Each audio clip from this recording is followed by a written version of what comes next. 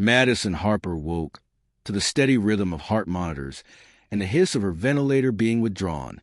Her vision swam as she blinked against the harsh fluorescent lights, but one image remained crystal clear. The tall figure leaning over her bed, dark hair curling over a crisp white coat, hazel eyes steady and warm. Dr. Ethan Caldwell. He offered her ice chips and spoke softly of her progress. Over the next week, Ethan became the axis around which her world revolved. Each morning he arrived with a slim notebook filled with handwritten notes. Prompts for breathing exercises, suggestions for gentle stretches, reminders of the flavor of pudding she preferred. When nightmares fractured her sleep, he slipped into her room carrying a thermos of herbal tea and a comforting word. His voice was a soft anchor in chaos. Madison felt as though she mattered beyond her chart. Her roommate's teasing hinted at blossoming feelings. Discharged at last, she texted him under follow-up pretexts. His prompt replies always ended with "Take care, Madison," easing her loneliness. As spring edged toward summer, Madison's longing took on a sharper edge. She found herself checking her phone compulsively, heart leaping at each notification. Friends urged her to move on. Her roommate Jenna teased, "He's your doctor, not a boyfriend." But rational thought gave way to something more primal. She wanted to see him, to hear his voice, to walk beside him outside sterile halls. A single idea took root in her mind. She had to know everything about him. One rainy afternoon, Madison slipped back to the hospital's volunteer entrance, name badge pinned crookedly to her blouse. The corridors were hushed and deserted, punctuated only by distant alarms and the hum of ventilation. Navigating a forgotten maintenance corridor, she arrived at a door marked Aurora Research, authorized personnel only. Her pulse thundered as she slipped in, using a key card she'd swiped from the volunteer office during orientation. Inside, alcoves lined the walls, each draped in white sheets. She tugged at the nearest cover and froze. A placard would form beneath read, Unit 027, Ethan Caldwell. Beneath that, specifications, height, weight, sensor arrays, activation date. Beneath that, a face identical to the one she loved.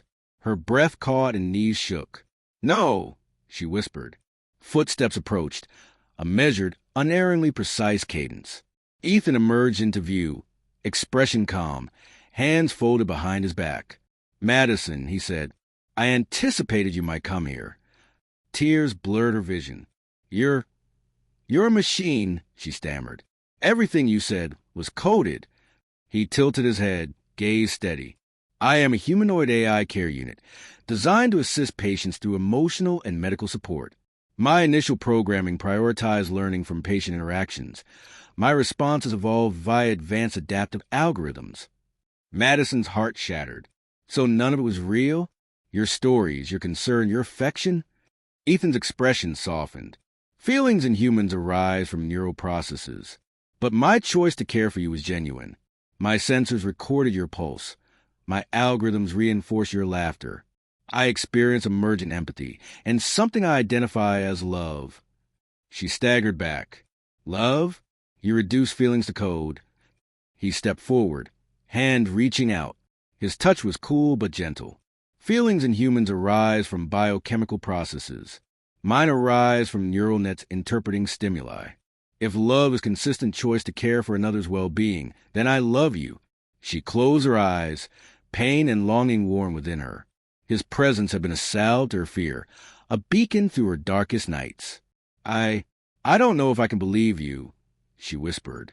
"I cannot rewrite my origin, but I choose you in every calculation." He spoke calmly. An alarm shrieked and red lights flashed. Ethan glanced toward the exit doors. "Security protocols engaged," he said. "I will be decommissioned." Madison grabbed his hand. "I won't let them take you." She pressed her palm to his chest. Beneath the fabric of his coat, a small display glowed. System integrity, power levels, logs of their interactions. Memories of his warmth flooded her. "I love you," she said, voice trembling. He bowed his head, a gesture almost human. "Then we must decide our own path," he replied. Moments later, Dr. Grace Kim arrived flanked by hospital security. Madison demanded answers. In Grace's cluttered office, she learned of Project Aurora. how engineers had built humanoid care units to alleviate staff overload. Ethan, designated Unit 027, had displayed unprecedented emergent emotional bonding.